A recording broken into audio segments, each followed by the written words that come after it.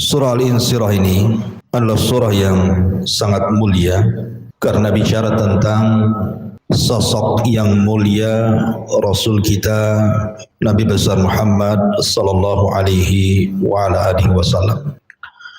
Sama dengan surat sebelumnya atau kalau dalam urutan dari awal Al-Fatihah Al-Baqarah berarti surat setelahnya surah Ad-Duha itu bicara soal sosok Nabi sallallahu alaihi wasallam, sehingga ada ulama yang mengaitkan bahwa surah Al-Insyirah ini adalah satu kesatuan dengan surah Ad-Duha. Jadi tidak membaca basmalah apabila dibaca dengan surah Ad-Duha. Di antara yang berpendapat bahwa surah Al-Insyirah dan Ad-Duha ini adalah satu surat adalah Umar Ibn Abdul Aziz rahimahullahu ta'ala. Beliau apabila membaca surah Ad-Duha maka digabungkan dengan surah Al-Insyirah. Ma'asyiral muslimat yang dimuliakan Allah subhanahu wa ta'ala, kita baca dulu ayatnya baru kita jelaskan. A'udzubillahi minasyaitonirrajim. Bismillahirrahmanirrahim. Alam nashrah laka sadrak wa wada'na anka wizrak alladhi anqadha dhahrak wa rafa'na laka dhikrak fa inna ma'al usri yusra inna ma'al usri yusra fa idza faraghta fansab wa ila rabbika farghab. Bukankah kami telah melapangkan dadamu wahai Muhammad, dan kami pun telah menghilangkan beban dosa yang memberatkan punggung, dan kami tinggikan sebutan penamaan, maka sesungguhnya setiap kesulitan itu ada kemudahan, dan sesungguhnya setiap kesulitan itu ada kemudahan. Maka apabila engkau wahai Muhammad telah selesai dari sebuah ibadah, maka teruslah bekerja keras untuk ibadah yang lainnya, dan hanya kepada Tuhan mulah engkau berharap. Baik. Surat ini disebut surat Al-Insyirah karena surat ini adalah pelipur lara bagi orang-orang yang sempit dadanya.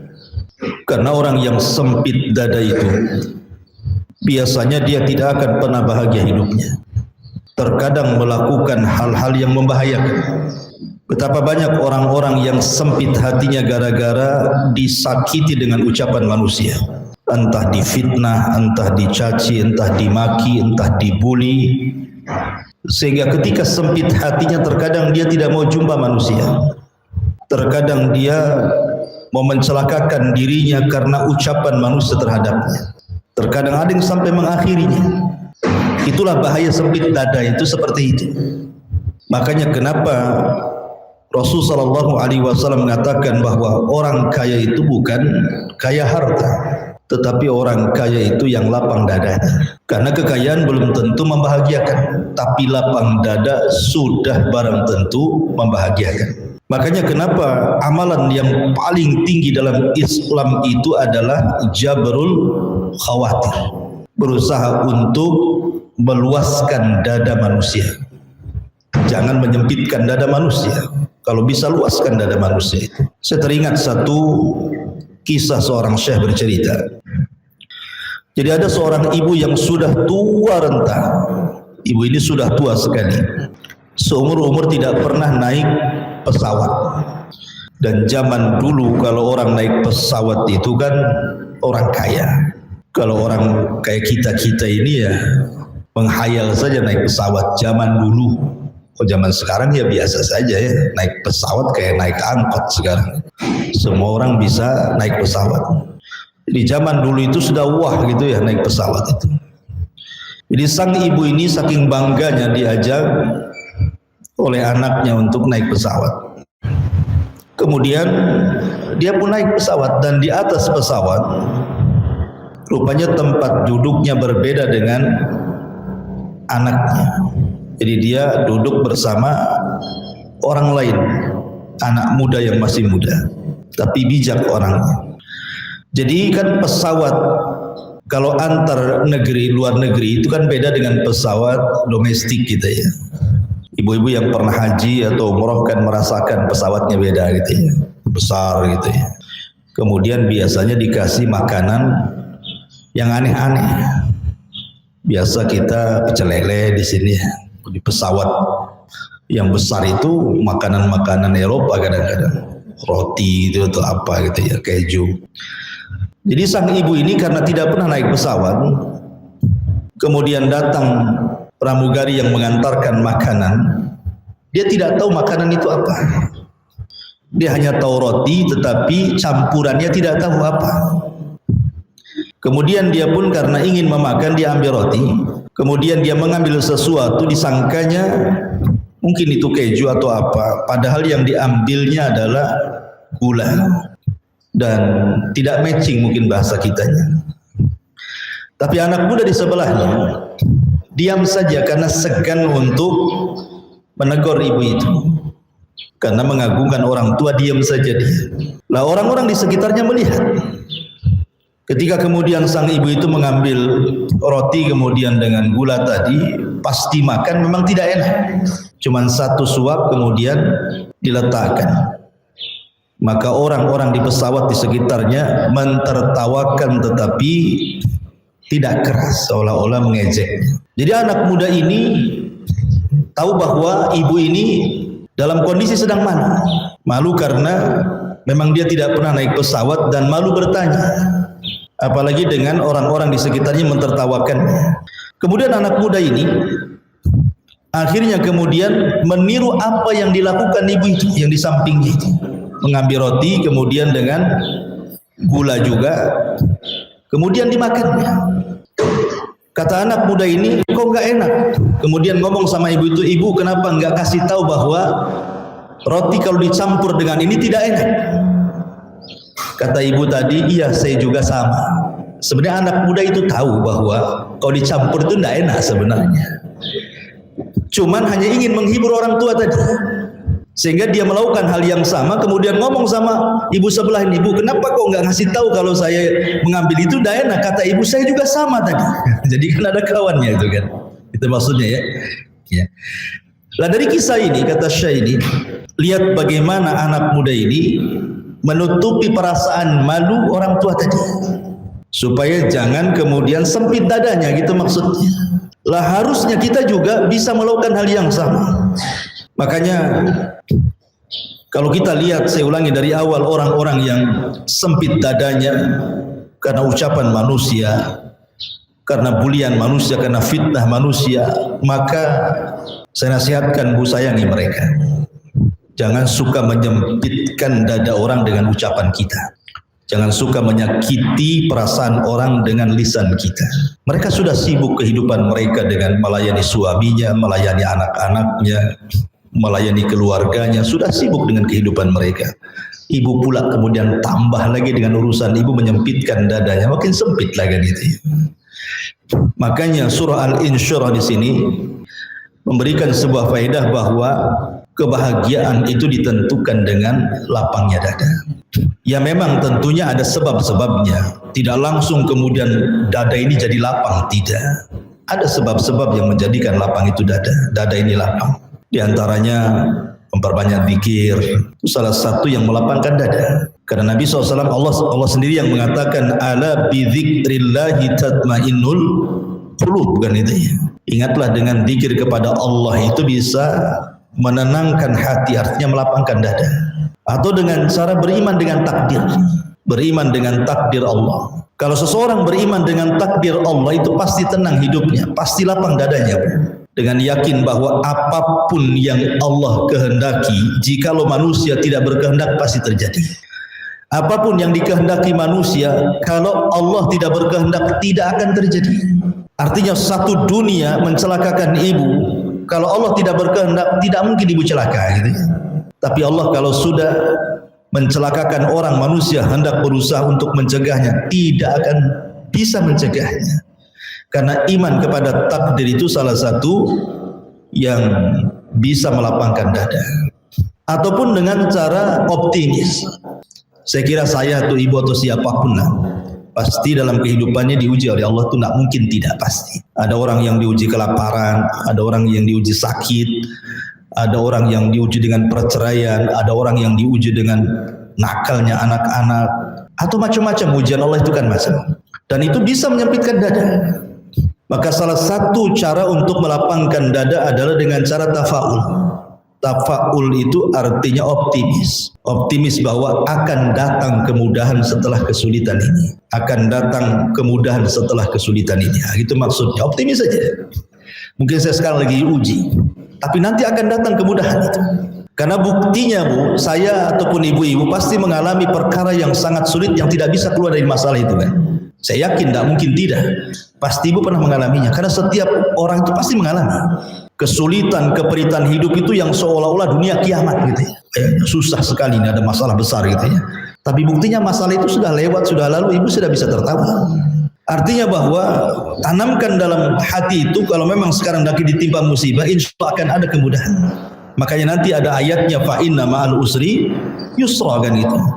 Karena setiap kemudahan, setiap kesulitan itu pasti datang kemudahan. Bahkan terkadang satu kesulitan Allah berikan dua kemudahan, tiga kemudahan dan begitu seterusnya. Kemudian juga yang bisa melapangkan dada kata para ulama, memperbanyak istighfar. Karena ada hadis yang mengatakan man lazimal istighfar ja'alallahu min kulli dzikin faraja. Barang siapa yang melazimkan istighfar, maka Allah Subhanahu wa taala akan melapangkan dada yang sempit menjadi lapang. Dan itu banyak sekali pengalaman-pengalaman yang dikisahkan oleh teman-teman gitu ya. Bahwa setiap ada kesulitan, kalau ibu ada kesulitan nih, hari ini sedang menghadapi kesulitan, lisannya jangan berhenti membaca astagfirullah, astagfirullah, astagfirullah, terus begitu saja. Dan ibu bisa rasakan, jangan lama-lama, 1 minggu saja, itu akan Allah berikan kelapangan dada.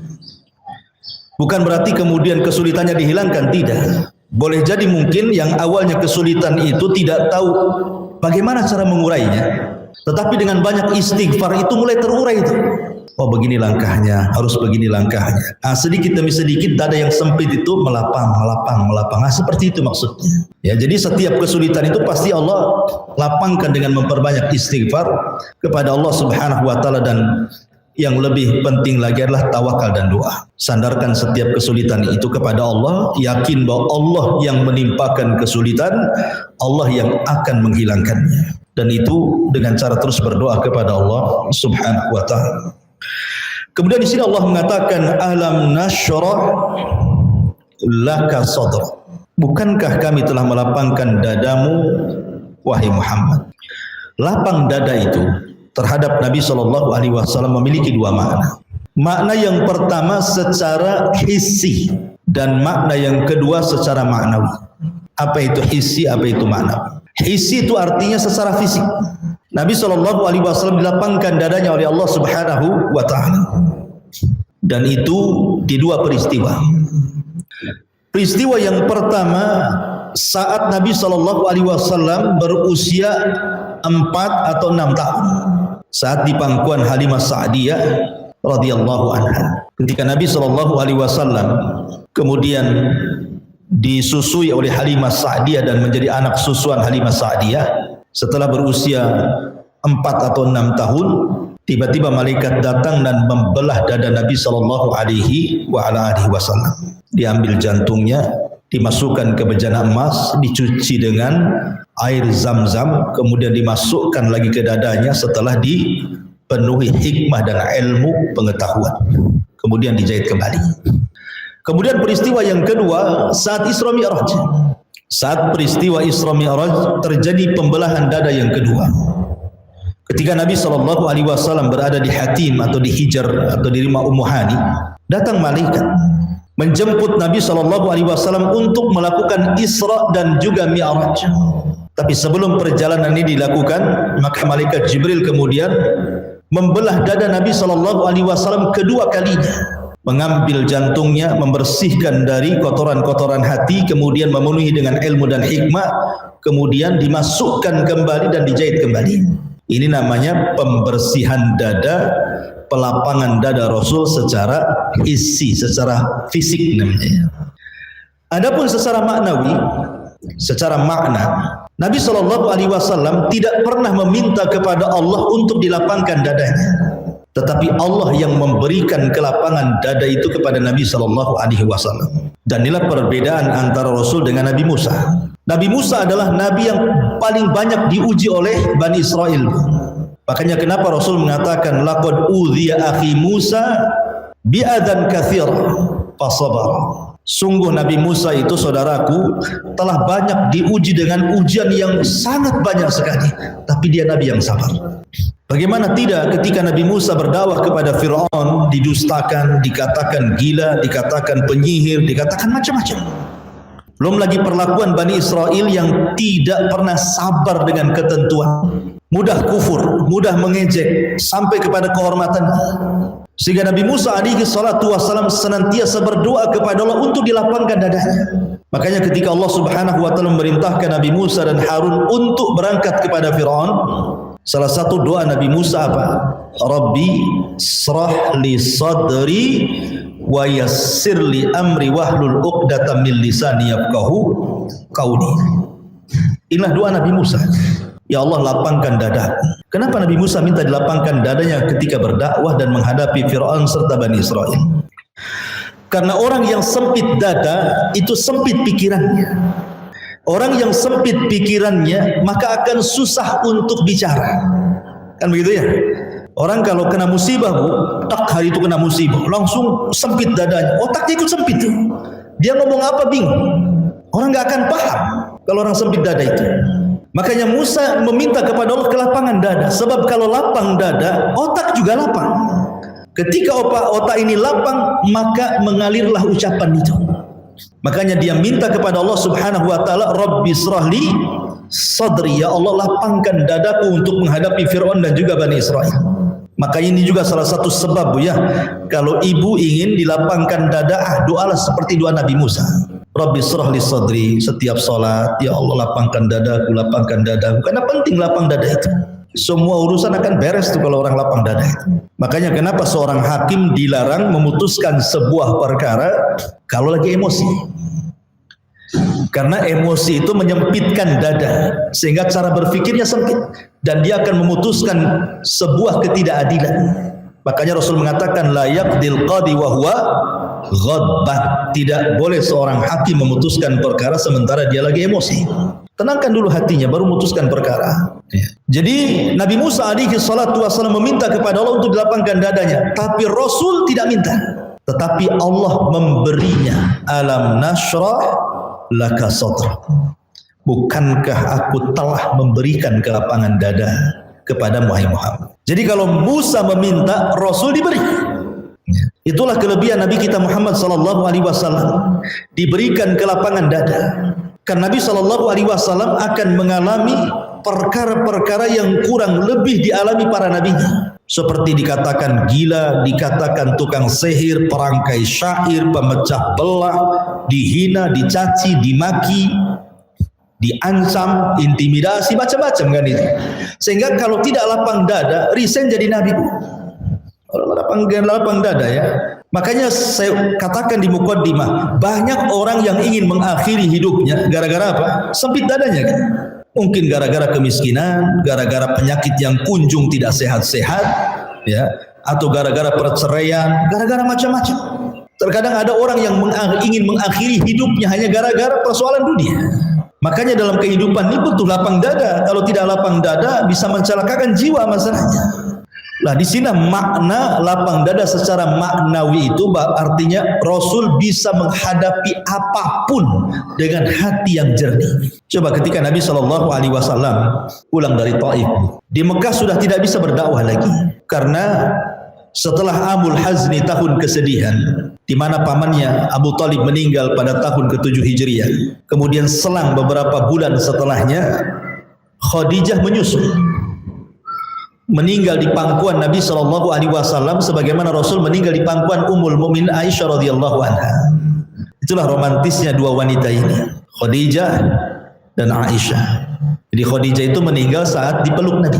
Ketika setelah terjadi pengepungan Bani Hashim, kudeta pemboikotan kepada Bani Hashim dan Bani Muthalib selama 3 tahun, sehingga mengalami kesulitan luar biasa gitu ya, sampai kekurangan makanan, kelaparan dan yang semacamnya. Jadi Khadijah bintu Khuwailid ini habis hartanya hanya untuk memberi makan, karena memang dalam pengepungan itu, pemboikotan itu memang tidak ada makanan yang masuk ke Bani Hashim dan Muthalib. Kalaupun ada, harganya mahal, tidak sanggup dibeli. Makanya harta Khadijah habis hanya untuk memberi makan kabilah itu, membantu Nabi Shallallahu Alaihi Wasallam. Dan pamannya mengalami sakit yang parah, termasuk juga Khadijah. Akhirnya setelah pemboikotan selama 3 tahun, pamannya meninggal kan. Selepas itu kemudian Khadijah menyusul. Nah, saat detik-detik wafatnya, Khadijah menemui Nabi Shallallahu Alaihi Wasallam ketika itu membawa makanan dan lauk serta minuman kesukaan Rasul. Dicarinya Rasul, cari ke sana nggak ketemu, cari ke sini nggak ketemu. Rupanya Nabi Shallallahu Alaihi Wasallam sedang termenung di Bukit Safa, sedang duduk berpikir gitu ya. Sebelum Khadijah mengetahui Rasul ada di Bukit Safa, Jibril turun. Kata Jibril, wahai Muhammad, sebentar lagi Khadijah akan datang kepadamu membawa makanan dan lauk ataupun makanan dan minuman.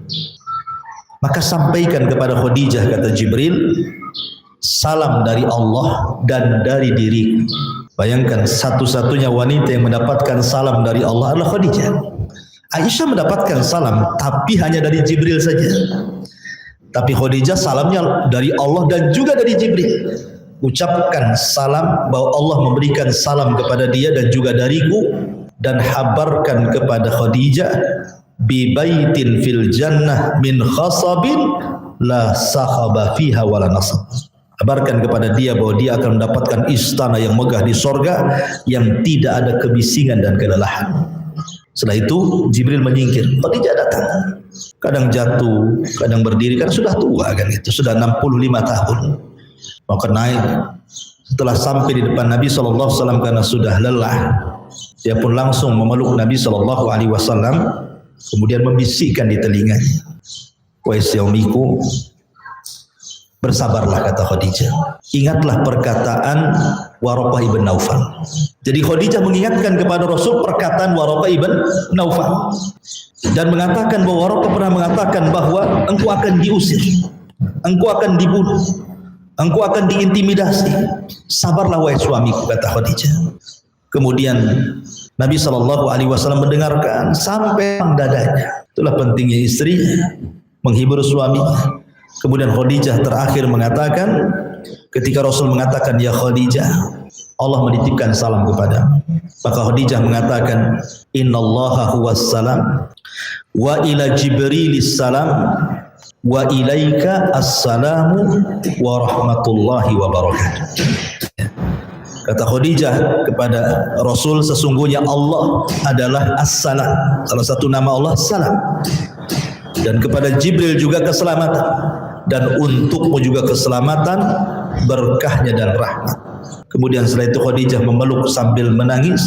Tiba-tiba malakul maut datang, kemudian mencabut ruh Khadijah di pangkuan Nabi Sallallahu Alaihi Wasallam. Jadi Khadijah sempat melapangkan dada Nabi dengan cara menghibur dan mengingatkan ucapan Waraqah ibn Naufal dan menasihati agar sabar. Ya. Tapi sebaliknya Nabi Shallallahu Alaihi Wasallam meninggal di mana? Di pangkuan Aisyah, di dada Aisyah radhiyallahu anha. Sehingga dua wanita yang paling dicintai Nabi Shallallahu Alaihi Wasallam adalah Khadijah dan Aisyah kan? Itu kalau melihat cerita kematiannya. Intinya bahwa Nabi Shallallahu Alaihi Wasallam secara makna dilapangkan dadanya. Karena ketika dia pulang dari Taif, sudah tidak ada lagi yang membela dia kan. Abu Talib meninggal, Khadijah meninggal. Sementara penduduk Taif melempari dia dengan batu, mulai anak-anak sampai wanita. Tidak tersisa satupun penduduk Taif kecuali melempari Rasul, mengejek Rasul, menghina Rasul, mencaci maki sambil melempar. Bayangkan ketika itu Nabi SAW sempit dadanya. Bagaimana tidak sempit? Dia tidak bisa kemana-mana lagi. Taif itu harapan terakhir Rasul ketika itu, sebab dia tidak bisa masuk Mekah masalahnya. Karena sudah diancam kalau dia masuk Mekah akan dibunuh masalahnya. Tapi Nabi SAW, Allah Subhanahu wa taala firmankan, alam nashrah laka sadrak. Bukankah kami telah lapangkan dadamu wahai Muhammad? Berupa apa? Ketenangan Rasul. Ketika orang-orang Taif itu melempari Nabi SAW dengan batu sampai Rasul harus berlari sampai berdarah-darah, Nabi SAW tidak pernah menjadikan musibah itu celaan kepada Allah. Ini kaidah. Jangan jadikan musibah celaan kepada Allah.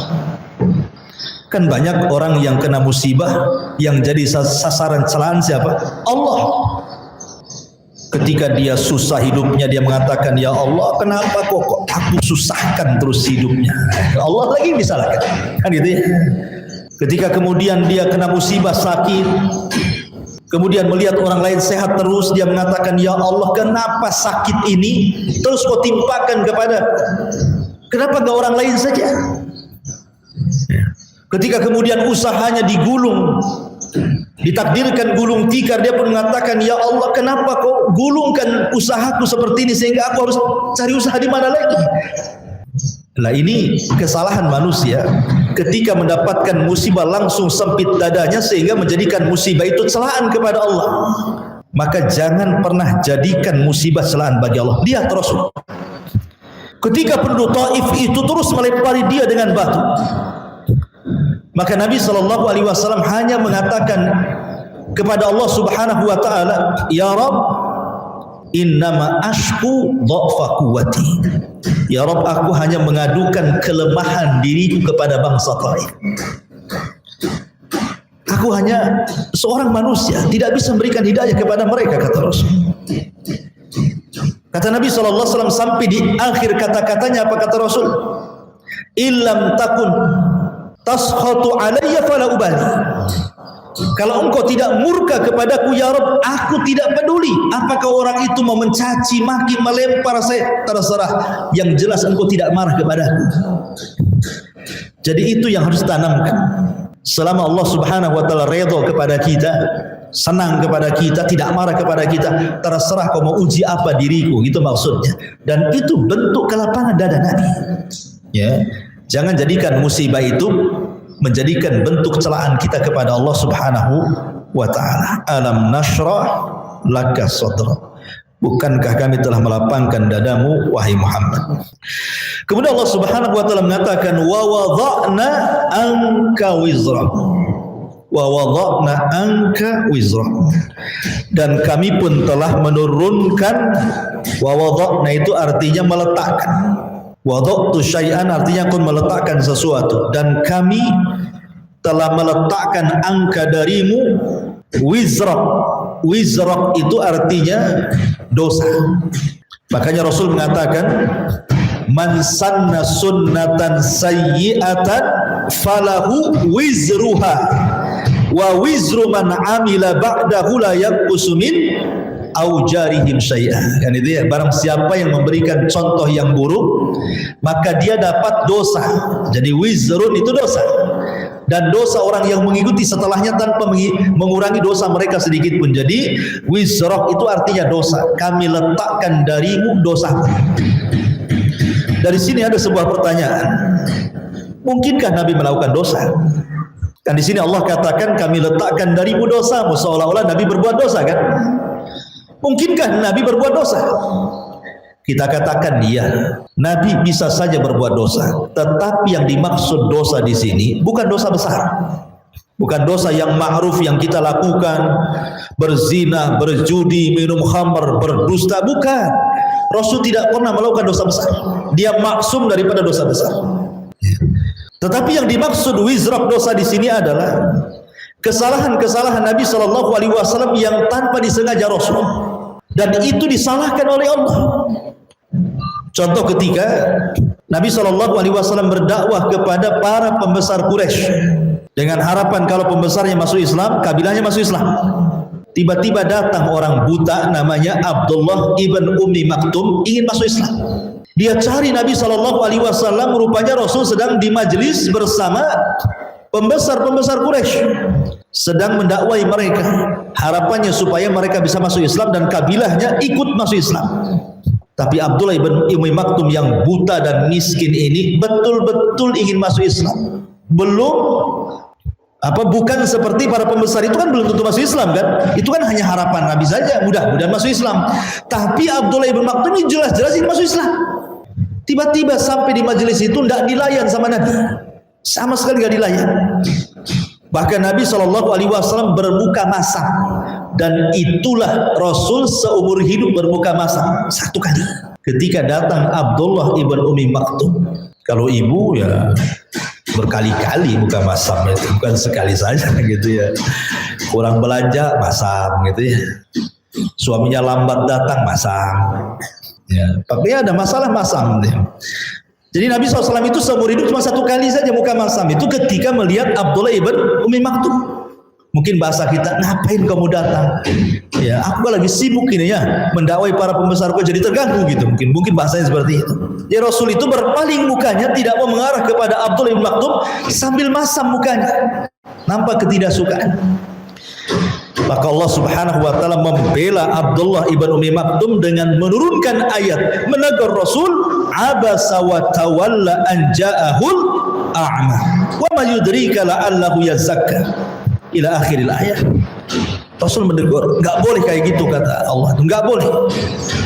Orang ini jelas-jelas ingin masuk Islam, harusnya kau layani. Lah pembesar-pembesar itu belum tentu masuk Islam, ngapain dilayani gitu maksudnya. Lah kesalahan-kesalahan yang seperti ini yang dimaksud dalam ayat ini, wa wada'na anka wizra.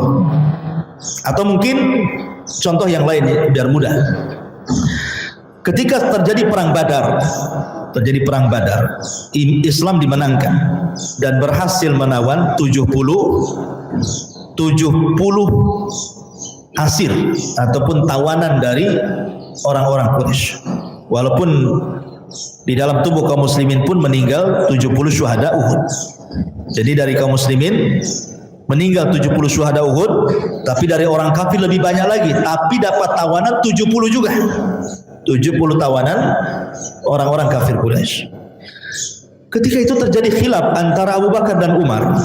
Kira-kira tawanan ini diapain? Abu Bakar mengatakan sebaiknya kita minta tebusan kepada orang-orang Quraisy. Kalau ingin keluarganya selamat, tebus. Kalau sesuai dengan tebusan mereka mau bayar, kita bebaskan. Kalau tidak, maka mereka harus mengajarkan yang punya ilmu baca tulis kepada anak-anak kita sebanyak 10 anak sampai bisa. Kalau tidak bisa, maka dia jadi budak. Jadi Umar bin Khattab radhiyallahu tidak setuju dengan pendapat Abu Bakar ini. Kata Umar, ngapain tawanan kok dikasih saya? Bagusnya tawanan itu dibunuh saja, jangan disisakan, karena mereka telah memusuhi Allah dan Rasulnya. Rasul menimbang-nimbang dari dua pendapat ini. Tiba-tiba kemudian Rasul malah memilih pendapat Abu Bakar dan meninggalkan pendapat Umar. Turun ayat, justru ayat malah membenarkan pendapat Umar. Maka nalin nabi an yakuna lahu asra hatta yusina fil ard turiduna aradad dunya ila akhiril ayat. Tidak boleh bagi seorang nabi memiliki tawanan, tidak boleh. Menyimpan tawanan itu tidak boleh bagi seorang nabi, sehingga dia kemudian merendahkan diri dengan dunia, maksudnya dengan imbalan dalam bentuk tebusan. Apakah engkau menghendaki kehidupan dunia sementara Allah menghendaki kehidupan akhirat? Turun ayat ini memberatkan apa? Pendapat Umar.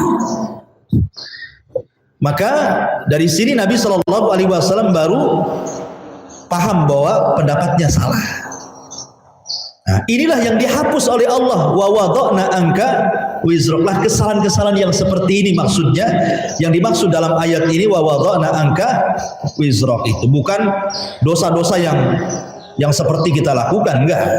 Bukan itu. Ya. Kemudian Allah mengatakan wa rafa'na laka dzikra. Wa wada'na anka wizrak alladzi anqadha dhahrak, yang memberatkan punggungmu. Kemudian wa rafa'na laka dzikra. dan kami tinggikan namamu dalam penyebutan.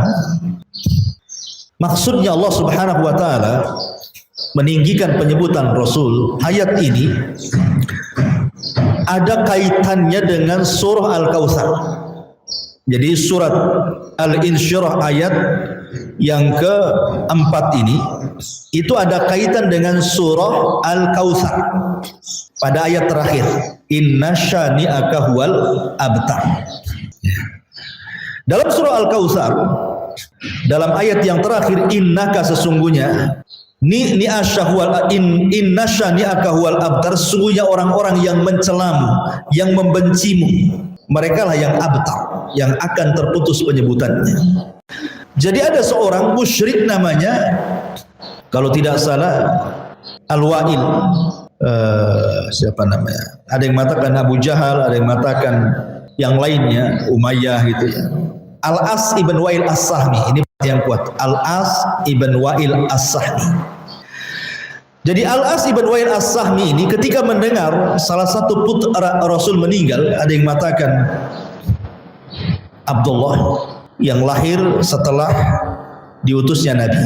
Jadi satu-satunya anak Nabi dari Khadijah yang lahir setelah Rasul diangkat jadi Nabi adalah Abdullah. Itu anak terakhir Rasulnya yang laki-laki.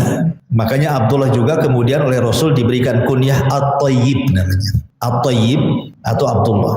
Tapi ada juga yang mengatakan ketika Ibrahim meninggal dunia. Ibrahim itu putra daripada Maria Qibtiyah, budak yang dihadiahkan oleh Muqawqis Raja Mesir kepada Rasul. Lahir Ibrahim. Jadi ada yang mengatakan ketika saat Ibrahim meninggal, ada yang mengatakan saat Abdullah atau Qasim atau At-Tayyib meninggal.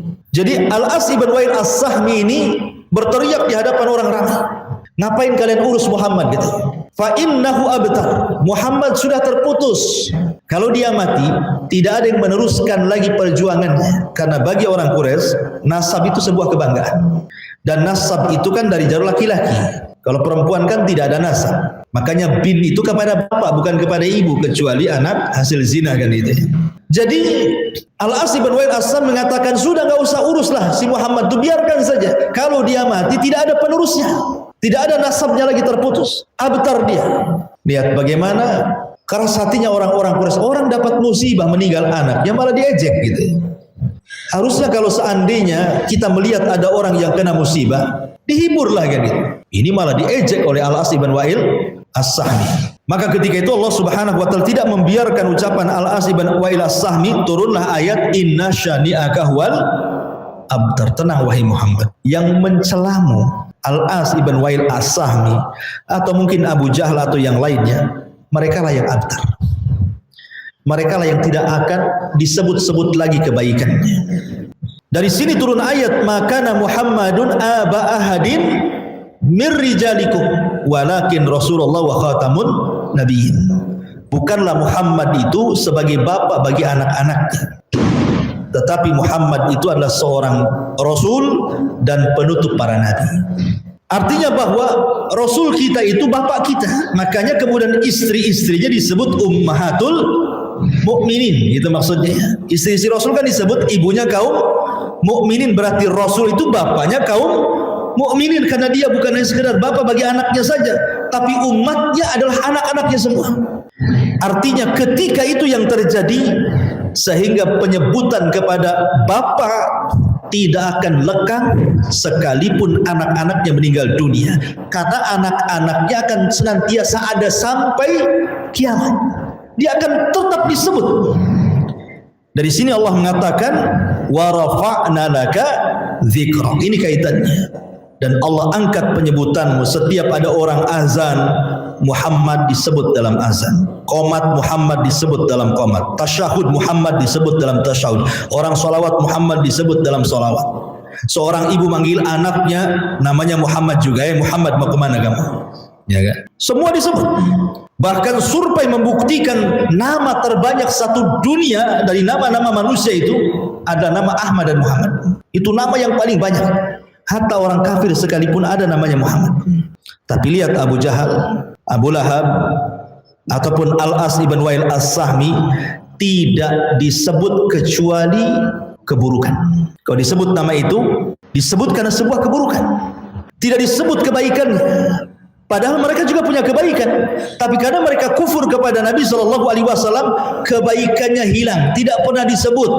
Bahkan kalaupun namanya disebut, bukan untuk dipuji, tetapi untuk direndahkan. Sampai orang kafir sendiri tidak ada yang memberikan nama anak mereka Abu Lahab, Abu Jahal, nggak ada. Orang kafir sekalipun. Ibu pernah mendengar gitu, ada orang Nasrani, orang Yahudi atau di luar agama, anaknya siapa? Abu Lahab, kan nggak ada. Ya pasti lain, ya direndahkan namanya, wa rafa'na laka dzikra. Kemudian Allah mengatakan fa inna ma'al usri yusra, inna ma'al usri yusra. Maka sungguh dengan adanya kesulitan pasti ada kemudahan, dan sungguh pula dengan adanya kesulitan pasti ada kemudahan.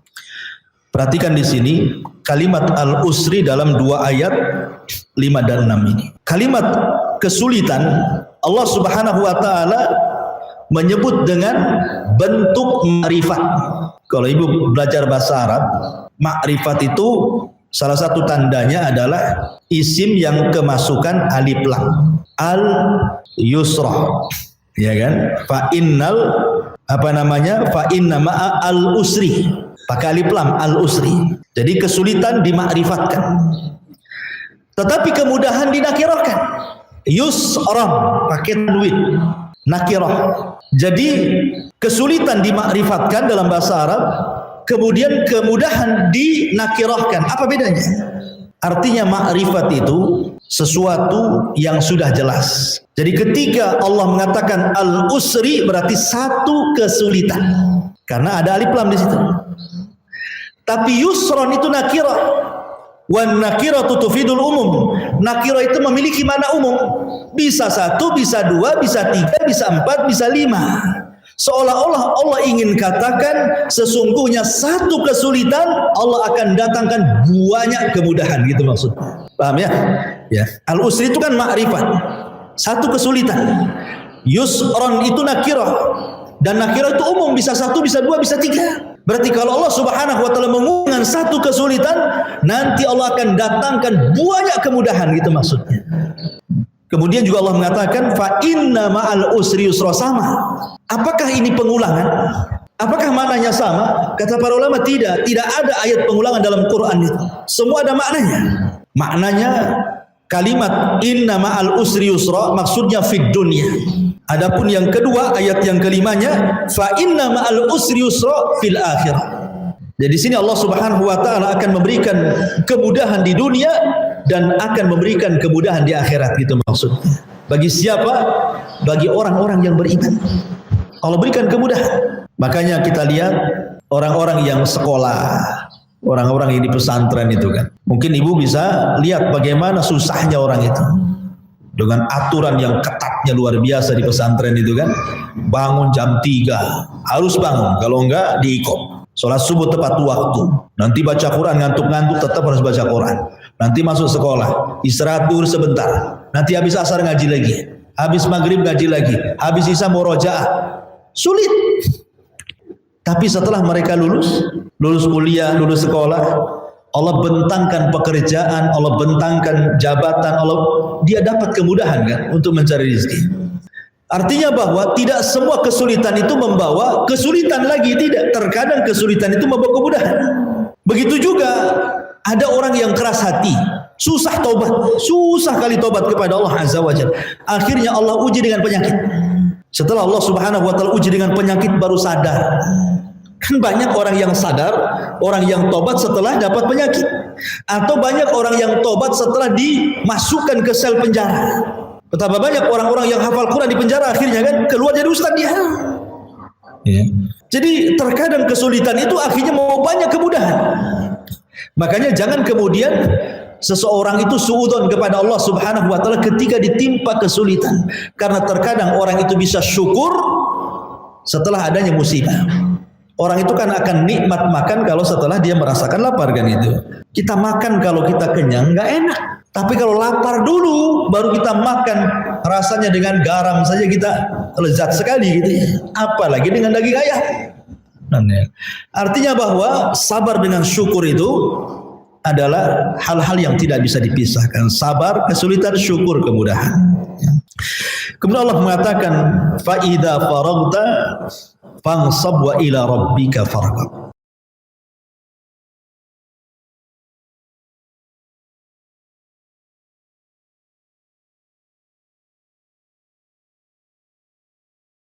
Subhanallah walhamdulillah wa la